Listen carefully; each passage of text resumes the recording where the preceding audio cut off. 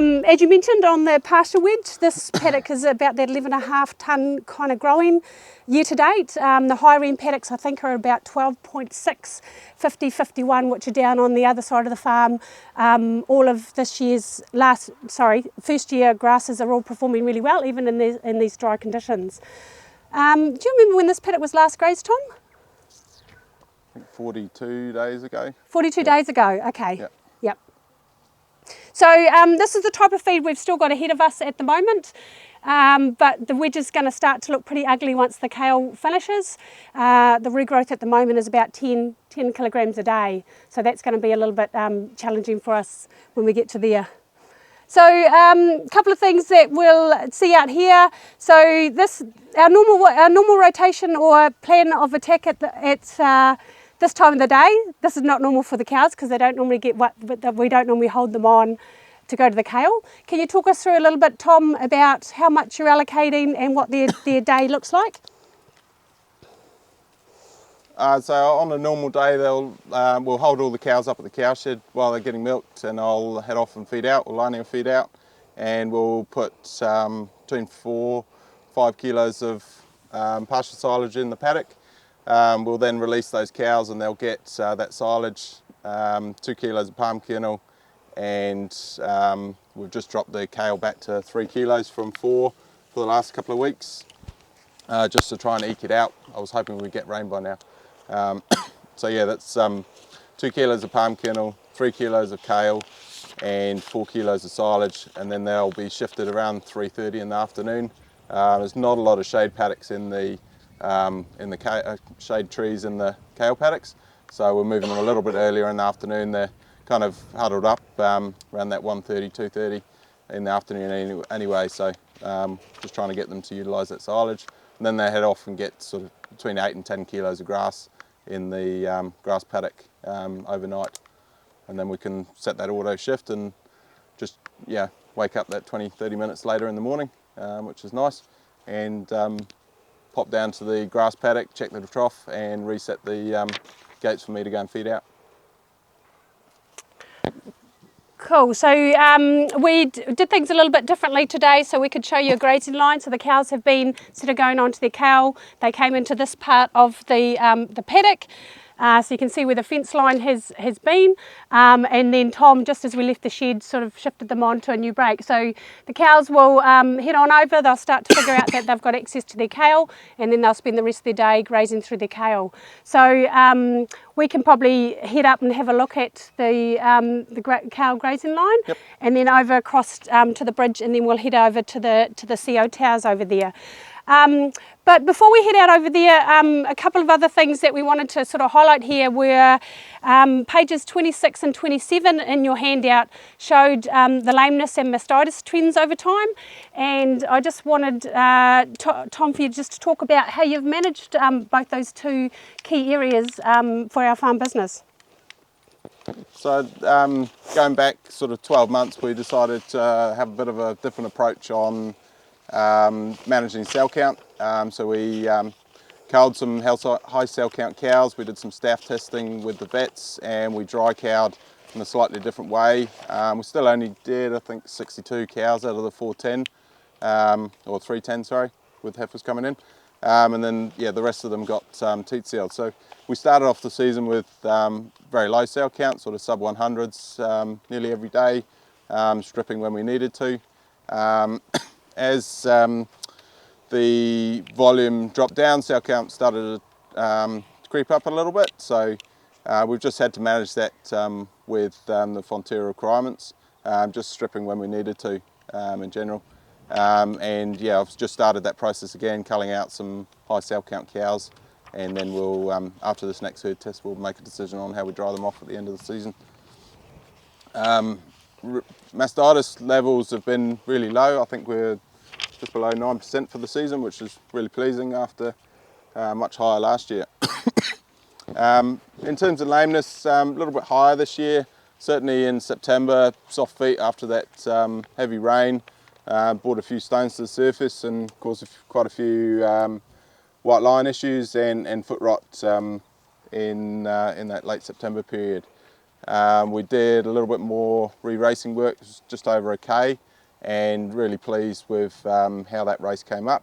And then transitioning into halter as well in January. You know, I thought I was pretty good at moving cows slowly, but you know, they really walk at their own pace, and generally haven't had many issues, maybe one a week over the last 3 months. So really pleased with that. Little bit of foot rot with Kale stalks getting stuck between the feet, but yeah, nothing that we've really worried about. Cool, and the other one is our final PD results. On page 24 you'll see our fertility focus report. So were you happy with the results, and upon reviewing them, Tom, what steps are we looking at taking to enhance next year's mating? Yeah, I was pretty stoked with mating results. It was 13 weeks of all AI. A little bit long, but it gave us some late cows or a decent mob of late cows that we could sell, as I mentioned before. A little bit of a disappointed with our 6-week in calf rate, which was below 70% at 68. 68, which was slight improvement of last year, but still, yeah, I'll work on. So I think we just need to be a little bit better. 2 years ago, our condition score was, we overshot the mark. Last year we were just under 5. So yeah, we just need to be a little bit better with that heading into winter. And as Joe mentioned before, yeah, we'll dry off based on our most recent condition score and make sure those 3-year-olds are in good nick heading into calving. So next year will be the first year that we're not bringing the calving date forward anymore. So we've been moving it forward every year to get to the 1st of July. Part of that is in response to the drier summers and the fact that the farm is tending to manage the winters better, and that helps to align with our target of 850 kilos of milk solids by the 31st December. So planned start of mating next year will be 22nd of September, and one of the key areas we're really looking to focus on is our conception rate. And every year we sit down with LIC and our vet and analyse each of the brackets around when the cow calved, what her age was, BCS, etc., to identify challenges within the system, and predominantly every year around about October, as we start to enter into our this kind of 2 and 3 weeks of mating is when we get challenged from a weather and a feed perspective. This year we took bloods from the cows to measure their metabolic status, just to look at whether we were dealing with issues with acidosis, subclinical acidosis, with no obvious signs. So it's a real challenge with our pastoral based system, the fact that we are trying to feed the cows pretty much on all grass.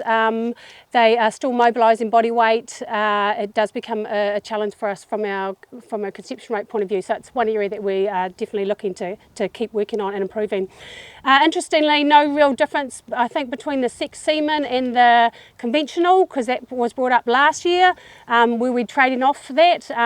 It wasn't significantly different enough for us. So the sex semen does allow us to move from our purposeful lives for calves, going from 34% up to 70%, which is what we achieved last year. So we need to keep persevering with some of the semen options that we do have, because it helps us achieve in other areas of our business as well. Okay, so any questions around those animal health outcomes before we head over to the Kale? Joe, one question on, you've done a lot of really good work analysing your mating. Have you looked at, because you also use frozen Wagyu semen and something else, don't you? Have you looked at the in-calf rates between frozen versus fresh? Because I'm coming across a number of farms now, and I hope there's an LIC person here or wherever, where the in-calf rates on frozen are actually higher than fresh.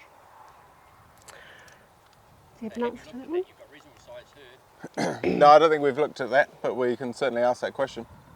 Can I suggest you get LIC to look at it and just see? Be an interesting stat to find out. Yeah. Anyone from LIC here? No, I haven't seen it. No. Yep. Thank you, George.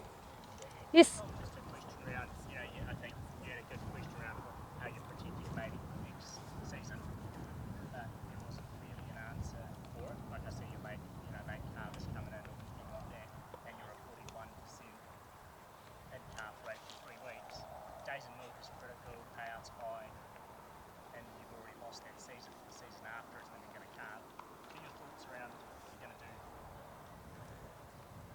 selling the late calvers and intervention stool, body condition score, and no change in calving date.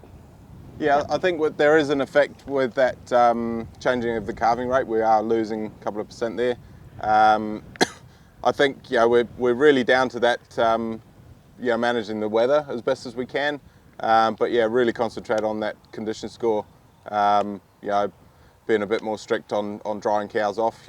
Last year we had that rain a little bit earlier, so we could see some green grass. It was very tempting to keep going. I don't think I saw the condition score gain that we saw the year before very quickly post dry off. That year we used a lot of palm kernel at dry off, so that probably had a big impact. But yeah, last year was we didn't use any palm kernel, so and I'd rather put that into the milking diet this year. When's your last cow due to calve, Tom? 20th of August. So, because we identified late calving cows, we're our at-risk group. Part of having late calving cows to sell was to help condense our calving rate for next year, because that's a big contributing factor. So we can sell those cows out. So those are the three big areas.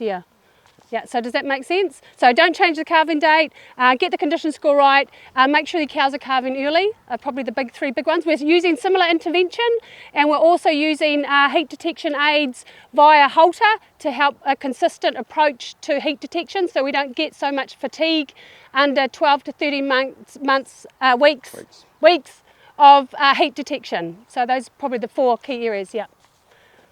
Cool, okay, so what we're gonna do, yes, question? Oh yes, we did. I think it was 58% from memory. I was really impressed with it. Yep, and we'll do that again this year. Yep. It'll be slightly easier because they're all going to the same grazing block this year, so that makes logistics a little bit easier for the AB technician and the vets. Yep.